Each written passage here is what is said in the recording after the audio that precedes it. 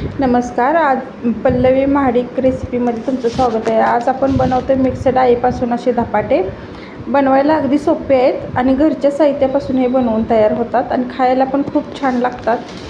याच्यासाठी मी घेतलं इथं मी कणिक घेतली अर्धी वाटी बेसन घेतलं आहे आणि इथं मी 2 वाट्या ज्वारीचं पीठ घेतलं आहे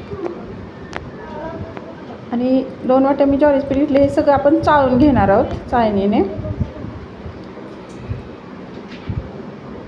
हे असं पूर्ण चाळून घ्यायचं, म्हणजे याच्यामध्ये काय गुट्या वगैरे असतील तर ते निघून पण जातात आणि पीठ पण स्वच्छ होतं.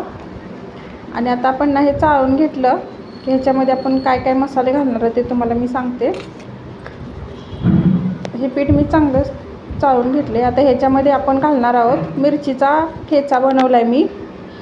मिरच्या 4-5 घेतलेत आणि त्याच्यामध्ये मी जिरा आणि लसूण घातला आहे. 5-7 लसणाच्या पाकळ्या घातलेत आणि इथं पांढरे तीळ घातलेत मी.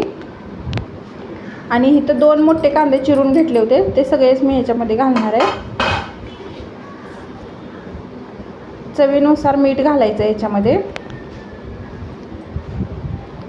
आणि इथं मी चवीनुसार मीठ घातले आणि भरपूर सारी कोथिंबीर घालायची.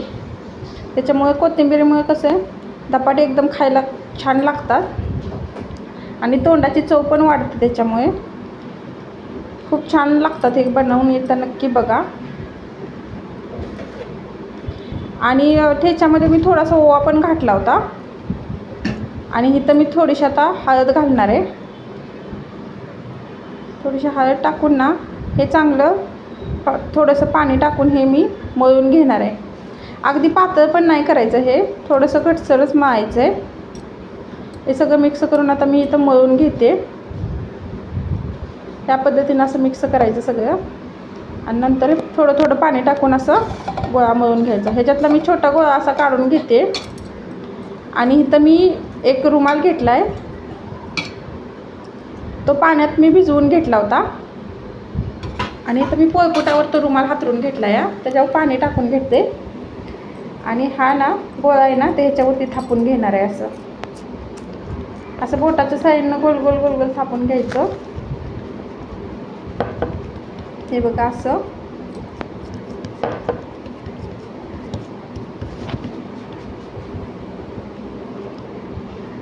आणि इकडे मी तवा पण तापत ठेवला आहे. आता हे मी थापून घेतलं,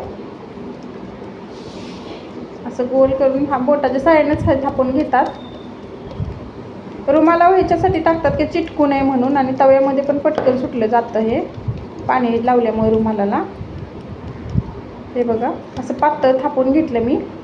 आता ह्याला थोडे थोडे असे होल मारून घेणार आहे.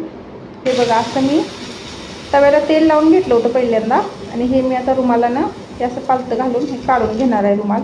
हे बघा आता अजिबात न मोडता सुद्धा व्यवस्थित अगदी तव्यामध्ये आपल्याला हे टाकता येतं. आता ह्या होलामध्ये मी थोडं थोडं तेल टाकून हे मी पलटी करून घेणार आहे. हे असं खरपूस भाजून घ्यायचं आहे तेल लावून दोन्ही बाजूला. हे बघा अशा प्रकारे मी हे सगळे धपाटे बनवून घेणार आहे भाजून असे थापून. हे असं खरपूस भाजायचं म्हणजे खायला पण चांगलं लागतं. हे धपाटे तुम्ही दह्यासोबत खाऊ शकताय किंवा उसळीसोबत पण खाऊ शकताय. मुगाची किंवा चवळीची उसळ बनवून ते पण धपाट्यासोबत खाऊ शकतो. हे बघा आपले आता धपाटे तयार झाले. नक्की करून बघा, कसे वाटले सांगा, कमेंट करा. चला तर मग धपाटे बनवून तयार झालेत आपल्याला. कशी वाटली रेसिपी ते नक्की सांगा. सबस्क्राईब करा, लाईक करा.